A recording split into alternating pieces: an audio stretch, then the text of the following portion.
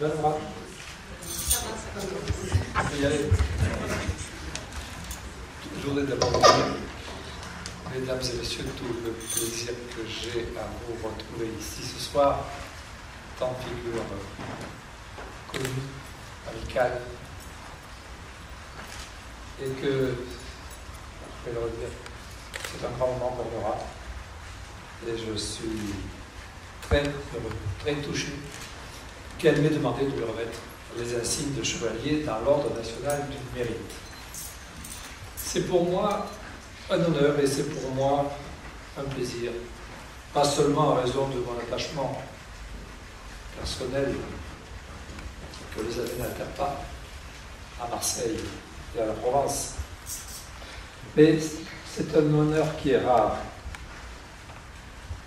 de voir honorer par un ordre national une femme et même un homme qui est connu, pareil, ascension sociale, grâce à son ardeur au travail, à la force de son caractère, à la solidité de ses convictions, dans un monde qui en manque beaucoup, et aussi à la finesse de son intelligence.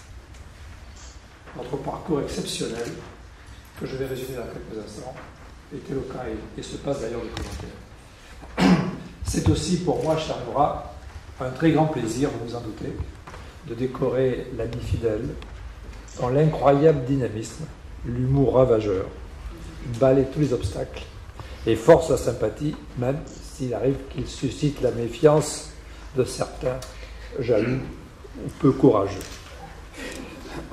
Oui, vous remettre une décoration est pour moi un véritable honneur et un grand plaisir, et je vous assure qu'il ne s'agit pas de propos convenus. Chère Nora, vous êtes née un 16 novembre, ça doit être sous le signe du Scorpion, sauf erreur, à Marseille, dans une famille d'origine berbère. Vos parents venaient de la région des Aurès. Votre famille était arrivée à Marseille bien avant votre naissance et s'était installée dans la cité de Fontvert, c'est-à-dire dans un de ces bidonvilles qu'on connaissait dans les années 50, 60 et même encore 70. Un bidonville situé dans le 14e arrondissement de la ville de Marseille.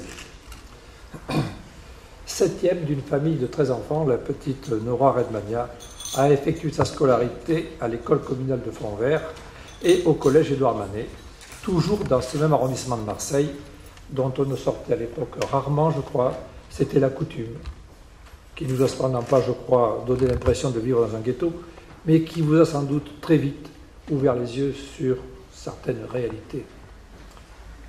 Votre père est mort prématurément en 1977. Votre mère, 78, pardon. Mauvaise note là. Votre mère a dû prendre en charge seule la famille nombreuse. Elle l'a fait avec un courage incroyable, un dévouement et un désintéressement absolu. Je sais l'amour que vous lui portez, je sais la reconnaissance qu'elle vous inspire, et je voulais lui rendre hommage ce soir. Tout en participant évidemment beaucoup au travail de la maison, vous entamez des études de secrétariat, couronnées de succès, puisqu'elles vous conduisent directement à un emploi. Votre vie active commence dans un cabinet d'avocats, le cabinet Leroux-Versini, où vous êtes d'abord standardiste, ce qui permet à vos employeurs de vous tester et ce qui vous permet aussi d'apprendre comment fonctionne une entreprise. L'année suivante, vous changez d'emploi et de secteur d'activité aussi, puisque vous accédez à une fonction de secrétaire dans la société Logirem, l'un des principaux bailleurs sociaux de Marseille. L'année suivante, à cette époque-là, vous avez envie de changer. L'année suivante, vous avez encore envie de changer et de découvrir un nouveau métier. Vous intégrez le salon de coiffure Xavier, rue Grigny à Marseille, où vous exercerez l'emploi de coloriste jusqu'en 2003. Ce parcours si particulier, si difficile, vous a conduit très vite à vous poser des questions sur l'organisation de la société et sur ses injustices. Comme votre tempérament porte moins à la méditation qu'à l'action, vous avez eu très vite l'envie d'approcher la politique, qui n'est chose simple nulle part, mais qui n'est chose pas simple du tout, ni facile à Marseille. Au fil du temps, vous allez réussir à vous imposer, malgré une concurrence importante, dans un monde qui est essentiellement masculin et qui est même, quelquefois, légèrement macho. Légèrement. Lors des élections législatives de 2002, vous êtes choisie pour devenir suppléante de Marie-Jeanne Febo-Cognani dans la 7e circonscription des Bouches-du-Rhône. Les résultats ne seront pas à la hauteur de vos espérances, mais cela constituera pour vous une première expérience riche d'enseignements pour la suite de votre parcours, car depuis cette aventure, le virus de la politique ne vous a pas quitté. Il a même gagné du terrain. En 2004, vous allez découvrir un autre type de remarquable dans les quartiers défavorisés de la ville pour promouvoir la diversité, démontrer les mérites du dialogue, porter haut les valeurs de la République. On vous surnommera désormais la voix des quartiers. La voix des quartiers. Ainsi, vous grandissez en politique. En juin 2007, vous vous êtes choisi, désigné pour être candidate aux élections législatives, toujours dans la 7e circonscription des Bouches-du-Rhône. Le combat est difficile, très rude. Vous obtenez 42,21% des suffrages, c'est un chiffre exact, des suffrages exprimés au second tour, ce qui est loin d'être une contre-performance dans cette circonscription qui est acquise depuis longtemps à l'opposition. Malgré tout, vous êtes évidemment un peu déçu, mais cela ne vous empêche pas de poursuivre votre engagement. En politique, les électeurs aiment celles et ceux qui persévèrent, malgré les échecs, ceux qui ne renoncent pas. Et vous n'êtes pas de ceux ou celles qui renoncent.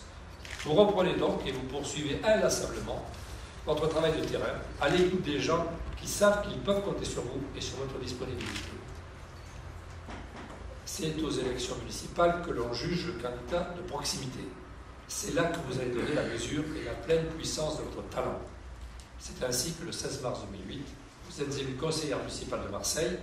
Quelques jours plus tard, vous devenez adjointe au maire de Marseille, délégué à l'action familiale et aux droits des femmes. Enfin, au mois de mars dernier, au terme d'un combat acharné, et malgré un contexte, le moins qu'on puisse dire, peu favorable à la majorité nationale, vous êtes devenu conseillère régionale de Provence-Alpes-Côte d'Azur. Je dois dire, après que le président de la République ait demandé votre présence sur la liste à une place en principe éligible, et qui a été réellement éligible. Vos mandats d'élu, vous les menez avec la fougue qui vous est naturelle et le professionnalisme que vous avez acquis au long de ces années de terrain et de participation à la vie politique locale. Vous détestez la langue de bois, vous haïssez les tiennes, vous n'acceptez pas les compromissions et vous n'hésitez pas à le dire en donnant de la voix, quelquefois de manière imagée.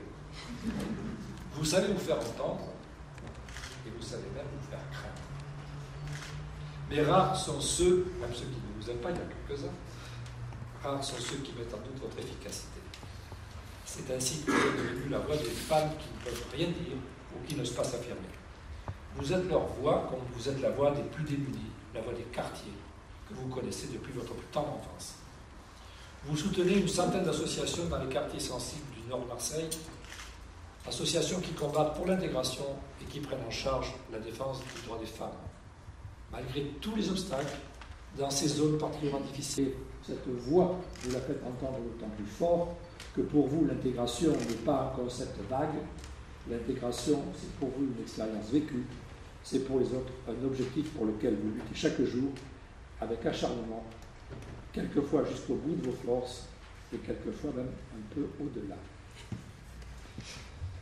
Je m'aperçois que j'ai beaucoup parlé de votre action et assez peu de vous jusqu'ici, sauf pour montrer la force de votre caractère, la solidité de vos convictions, en n'insistant d'ailleurs pas assez sur votre soif de toujours apprendre.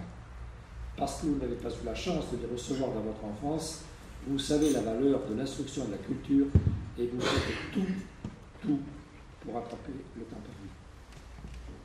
Et vous êtes aussi une femme heureuse, je crois, avec un caractère un peu angoissé.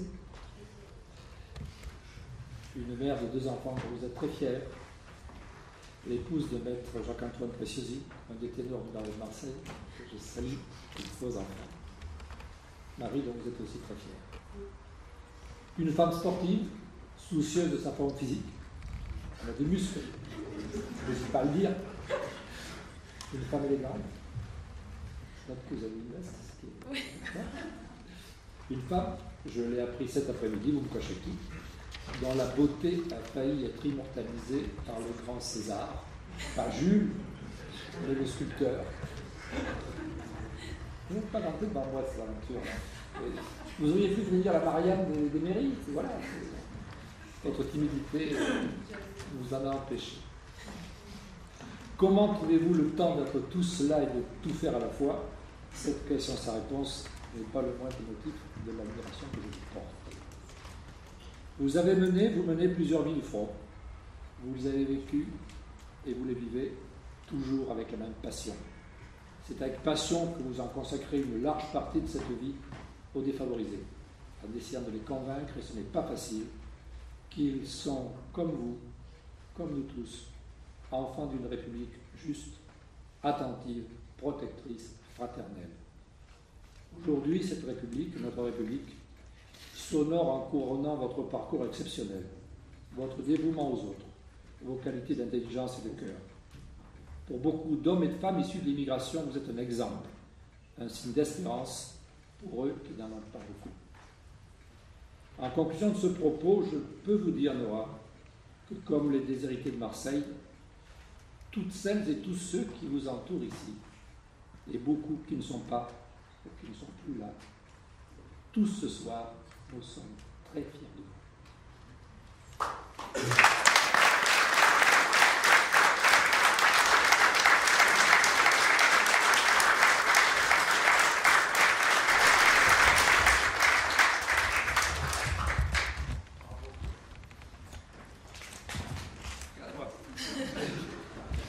Nora Preciosi, au nom du président de la République, nous vous faisons chevalier dans l'ordre national du mérite.